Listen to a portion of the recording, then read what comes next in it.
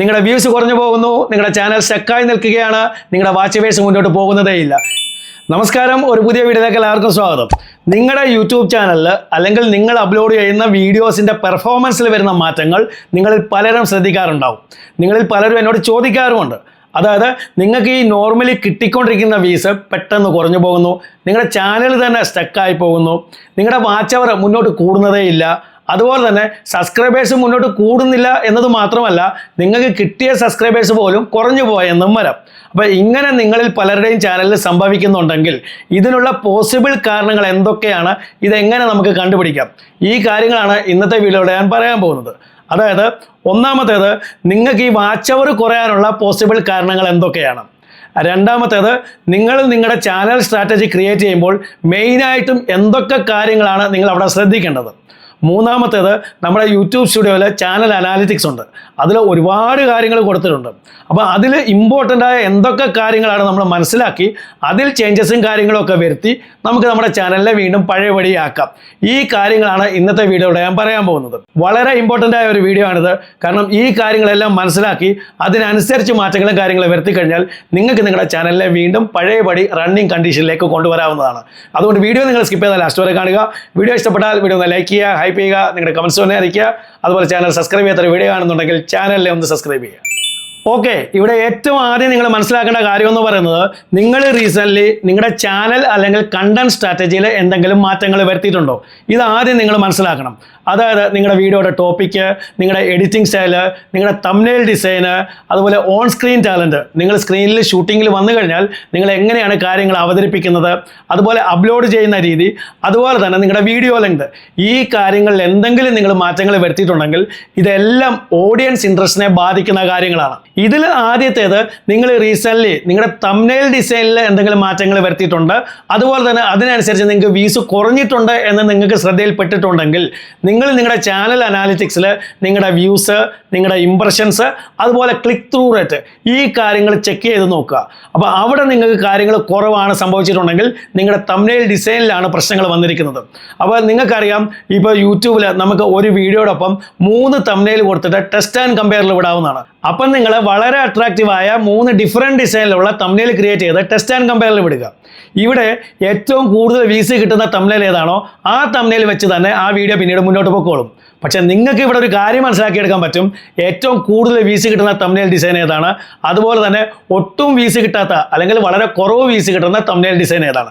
ഇതിനനുസരിച്ച് പിന്നീട് നിങ്ങൾ മുന്നോട്ട് വീഡിയോസ് അപ്ലോഡ് ചെയ്യുമ്പോൾ നിങ്ങൾക്ക് നിങ്ങളുടെ തംബ്നെയിലിൻ്റെ ഡിസൈനിനെ സെറ്റ് ചെയ്യാവുന്നതാണ്.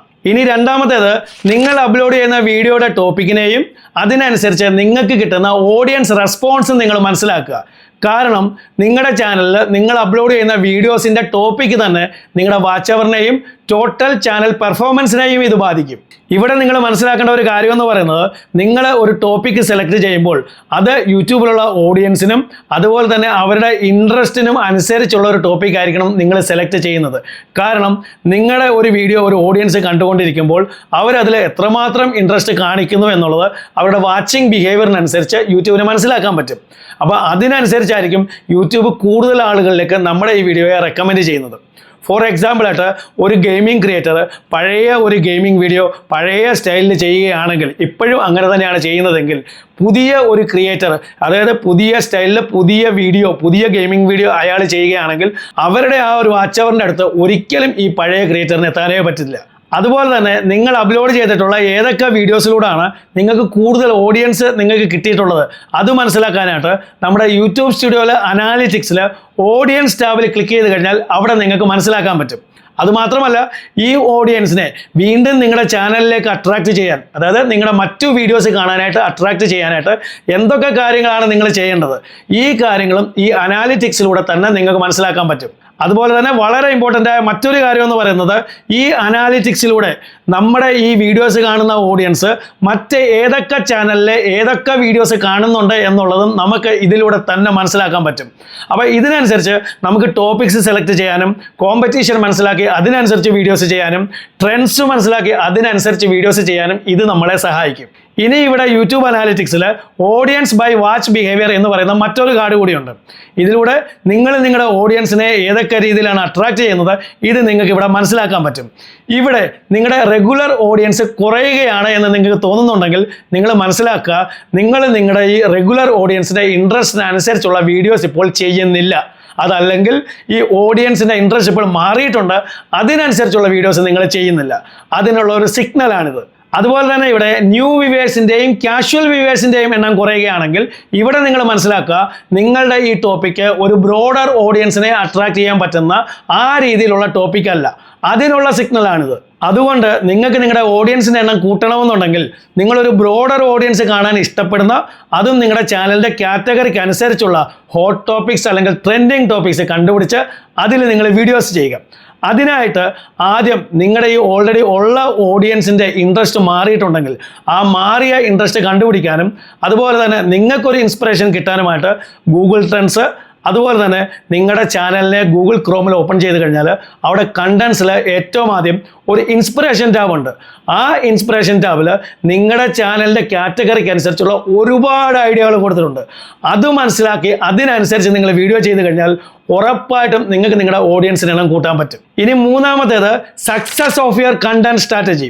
നിങ്ങൾ നിങ്ങളുടെ കണ്ടന്റ് സ്ട്രാറ്റജിക്ക് അനുസരിച്ച് പലതരത്തിലുള്ള ടോപ്പിക്സിൽ വീഡിയോസ് ചെയ്യുമ്പോൾ നിങ്ങൾ ആ എല്ലാ വീഡിയോസിൻ്റെയും പെർഫോമൻസിനെ ഒരേ രീതിയിൽ ഒരിക്കലും നിങ്ങൾ കമ്പയർ ചെയ്യരുത്. ഇത് പലരും ചെയ്യുന്ന തെറ്റാണ്. പലരും ഇങ്ങനെ കമ്പയർ ചെയ്തിട്ട് വിഷമിച്ച് കുത്തിയിരിക്കും. എനിക്കറിയാവുന്ന ഒരു കാര്യമാണ്. ഫോർ എക്സാമ്പിളായിട്ട് നിങ്ങൾ 2 വീഡിയോസ് ചെയ്യുന്നു. അതിൽ ഒരു വീഡിയോ എന്ന് പറയുന്നത് നിങ്ങൾക്ക് ഓൾറെഡി ഉള്ള എക്സിസ്റ്റിംഗ് ഓഡിയൻസിൻ്റെ ഇൻട്രസ്റ്റിനനുസരിച്ച് അവരെ സാറ്റിസ്ഫൈ ചെയ്യുന്ന രീതിയിലുള്ള ഒരു വീഡിയോ ചെയ്യുന്നു. രണ്ടാമത്തെ വീഡിയോ ഒരു ബ്രോഡർ ഓഡിയൻസിനെ മനസ്സിൽ കണ്ടുകൊണ്ട് ഒരു ട്രെൻഡിങ് ടോപ്പിക്കിൽ നിങ്ങൾ വീഡിയോ ചെയ്യുന്നു. ഇതിനെ രണ്ടിനെയും ഒരിക്കലും നിങ്ങൾക്ക് കമ്പയർ ചെയ്യാൻ പറ്റത്തില്ല. കാരണം ഈ ബ്രോഡർ ഓഡിയൻസിനെ മനസ്സിൽ കണ്ടുകൊണ്ട് ഈ ട്രെൻഡിങ് ടോപ്പിക്കിൽ ചെയ്യുന്ന ആ ഒരു വീഡിയോയ്ക്ക് ചിലപ്പോൾ ഒരുപാട് വ്യൂസ് കിട്ടിയെന്ന് വരാം. പക്ഷേ നിങ്ങളുടെ എക്സിസ്റ്റിംഗ് ഓഡിയൻസിനെ മനസ്സിൽ കണ്ടുകൊണ്ട് അവർക്ക് വേണ്ടി ചെയ്യുന്ന ആ ഒരു വീഡിയോ അതിനുള്ളിൽ ഒതുങ്ങിപ്പോയെന്ന് വരാം. അപ്പോൾ ഇതിനെ രണ്ടിനെ കൂടെ കമ്പയർ ചെയ്തിട്ട് പലരും പറയാറുണ്ട്, ചേട്ടാ എൻ്റെ ആ വീഡിയോയ്ക്ക് ഒരുപാട് വ്യൂസ് കിട്ടി, പക്ഷേ എൻ്റെ ഈ വീഡിയോയ്ക്ക് നോക്കുക ഒട്ടും വ്യൂസ് കിട്ടിയില്ല. ഇതിന് കാരണം നമ്മുടെ ഈ 2 വീഡിയോയെയും കൂടുതൽ ആളുകളിലേക്ക് മുന്നോട്ട് കൊണ്ടുപോകാനായി യൂട്യൂബ് നോക്കുന്ന ഈ അനാലിറ്റിക്സ് മെട്രിക്സ് അതിന് പ്രയോറിറ്റി കൊടുക്കുന്നത് 2 രീതിയിലായിരിക്കും. അതായത് നമുക്ക് നമ്മുടെ ഓൾറെഡി ഉള്ള ഓഡിയൻസിനെ ബേസ് ചെയ്ത് അവർക്ക് സാറ്റിസ്ഫൈ കൊടുക്കുന്ന രീതിയിലുള്ള ഒരു വീഡിയോ ചെയ്യുമ്പോൾ ആ വീഡിയോയിൽ യൂട്യൂബ് പ്രയോറിറ്റി കൊടുത്ത് നോക്കുന്നത് ആവറേജ് വ്യൂ ഡ്യൂറേഷൻ ആയിരിക്കും. കാരണം നമ്മുടെ ഈ ഓഡിയൻസിന് ആവശ്യമുള്ള ഒരു ടോപ്പിക്കാണ് നമ്മൾ വീഡിയോ ചെയ്തിരിക്കുന്നത്. അവർ മാക്സിമം ഈ വീഡിയോ കാണുകയും അവിടെ നല്ല ഓഡിയൻസ് റിട്ടൻഷൻ കിട്ടുകയും വീഡിയോ യൂട്യൂബ് കൂടുതൽ ആളുകളിലേക്ക് എത്തിക്കുകയും ചെയ്യും.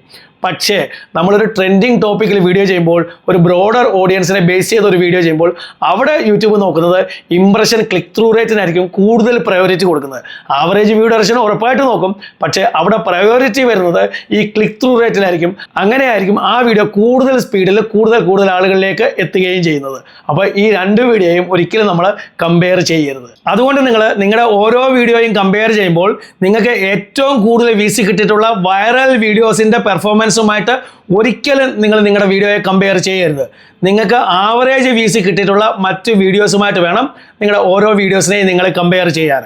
അതുപോലെ തന്നെ നിങ്ങളുടെ ചാനലിൽ ഒരുപാട് വ്യൂസ് കുറഞ്ഞിട്ടുള്ള ഏതെങ്കിലും വീഡിയോ ഉണ്ടെങ്കിൽ ആ വീഡിയോ പോസ്റ്റ് ചെയ്ത് കഴിഞ്ഞ് കുറച്ച് നാൾ കഴിഞ്ഞതിന് ശേഷവും അതിൻ്റെ വ്യൂസ് കൂടുന്നില്ല, ആ വ്യൂസ് കുറഞ്ഞു തന്നെയാണ് ഇരിക്കുന്നതെങ്കിൽ ആ വീഡിയോയെ വീണ്ടും ഓടിക്കാനായിട്ട് നിങ്ങൾക്ക് ഒന്നാമത് ചെയ്യാൻ പറ്റുന്നത് നിങ്ങൾ ആ വീഡിയോയെ മറ്റ് സോഷ്യൽ മീഡിയ പ്ലാറ്റ്ഫോമുകളിലേക്കും ഫേസ്ബുക്കിലേക്കും വാട്സാപ്പ് ഗ്രൂപ്പുകളിലേക്കും ഒക്കെ ഇതിനെ ഷെയർ ചെയ്ത് നിങ്ങൾക്ക് ഇതിൻ്റെ വ്യൂസ് കൂട്ടിയെടുക്കാവുന്നതാണ്.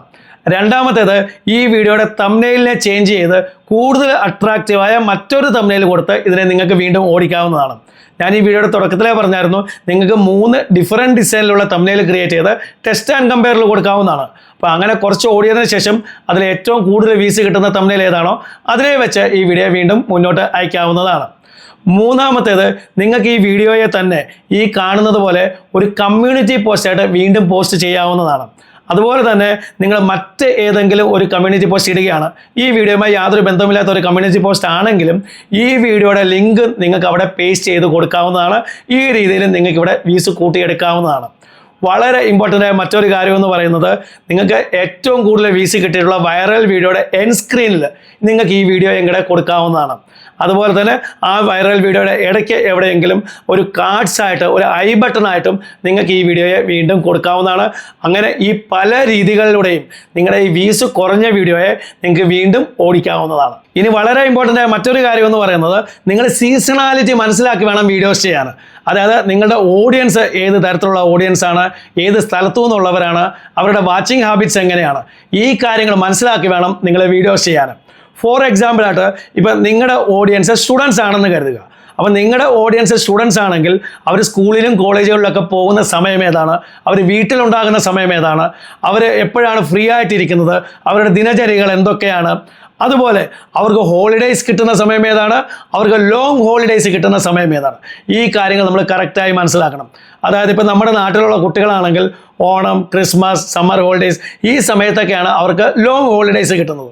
അപ്പോൾ ഈ കാര്യങ്ങളൊക്കെ മനസ്സിലാക്കി അതിനനുസരിച്ച് ടൈമിംഗ് സെറ്റ് ചെയ്ത് നമ്മൾ വീഡിയോസ് അപ്ലോഡ് ചെയ്ത് കഴിഞ്ഞാൽ 100% ഉറപ്പ് നമുക്കിവിടെ കൂടുതൽ വ്യൂസ് കിട്ടിയിരിക്കും. ഇനി ഇവിടെ ലാസ്റ്റ് പറയാനുള്ളത്, നിങ്ങളുടെ ചാനലിൽ വരുന്ന ഈ മാറ്റങ്ങൾ, അതായത് പെട്ടെന്ന് വ്യൂസ് നിന്ന് പോകുന്നത്, നിങ്ങളുടെ സബ്സ്ക്രൈബേഴ്സ് കൂടാതിരിക്കുന്നത്, വാച്ച് അവേഴ്സ് കൂടാതിരിക്കുന്നത്, ഈ കാര്യങ്ങളൊക്കെ നിങ്ങളുടെ ചാനലിനെ എങ്ങനെ ബാധിക്കുന്നു. ഇവിടെ നിങ്ങൾ മനസ്സിലാക്കേണ്ട ഒന്നാമത്തെ കാര്യം എന്ന് പറയുന്നത്, നിങ്ങളുടെ ഒരു വീഡിയോയ്ക്ക് വ്യൂസ് കുറഞ്ഞു പോയി എന്ന് കരുതി അത് ഒരിക്കലും നിങ്ങളുടെ ചാനലിനെ മൊത്തത്തിൽ ബാധിക്കത്തേയില്ല. നിങ്ങളുടെ വീഡിയോ കാണുന്ന ഒരു ഓഡിയൻസ് ആ വീഡിയോയെ എങ്ങനെ റെസ്പോണ്ട് ചെയ്യുന്നു, അതായത് എത്ര നേരം ആ വീഡിയോ കണ്ടുകൊണ്ടിരിക്കുന്നു, എത്രമാത്രം അവർ ആ വീഡിയോ ഇഷ്ടപ്പെടുന്നു, ഇഷ്ടപ്പെട്ടിട്ട് അവർ ലൈക്ക് ചെയ്യുന്നുണ്ടോ, കമൻറ്റ് ചെയ്യുന്നുണ്ടോ, ഈ കാര്യങ്ങളൊക്കെയാണ് നിങ്ങളുടെ ചാനലിലെ മുന്നോട്ടുള്ള ഗ്രോത്തിനെ ബാധിക്കുന്നത്. അതുകൊണ്ട് നിങ്ങൾക്ക് നിങ്ങളുടെ ചാനലിലും ഇതുപോലെ വ്യൂസ് കുറഞ്ഞു പോകുന്നുണ്ട്, നിങ്ങളുടെ ചാനൽ സ്റ്റക്കായി നിൽക്കുകയാണ്, വാച്ച് അവർ കൂടുന്നില്ല, സബ്സ്ക്രൈബേഴ്സ് കൂടുന്നില്ല, പകരം കുറഞ്ഞു പോവുകയാണ്, ഇങ്ങനെ എന്തെങ്കിലും കാര്യങ്ങൾ നിങ്ങൾക്ക് സംഭവിക്കുന്നുണ്ടെങ്കിൽ ഈ വീഡിയോയിൽ പറഞ്ഞതുപോലെ നിങ്ങളൊന്ന് ശ്രമിച്ചു നോക്കുക. 100% ഉറപ്പ് നിങ്ങൾക്ക് നിങ്ങളുടെ ചാനലിനെ വീണ്ടും പഴയ പോലെ ആക്കിയെടുക്കാൻ പറ്റും. വീഡിയോ ഇഷ്ടപ്പെട്ടെങ്കിൽ വീഡിയോ ഒന്ന് ലൈക്ക് ചെയ്യുക, ഹൈപ്പ് ചെയ്യുക, നിങ്ങളുടെ കമൻസ് തന്നെ അറിയിക്കുക. അതുപോലെ ചാനൽ സബ്സ്ക്രൈബ് ചെയ്യാത്ത വീഡിയോ കാണുന്നുണ്ടെങ്കിൽ ചാനലിനെ ഒന്ന് സബ്സ്ക്രൈബ് ചെയ്യുക. ഇതുപോലെ യൂസ്ഫുൾ ആയ മറ്റൊരു വീഡിയോ നമുക്ക് വീണ്ടും കാണാം. അതുവരെയും ഗുഡ് ബൈ.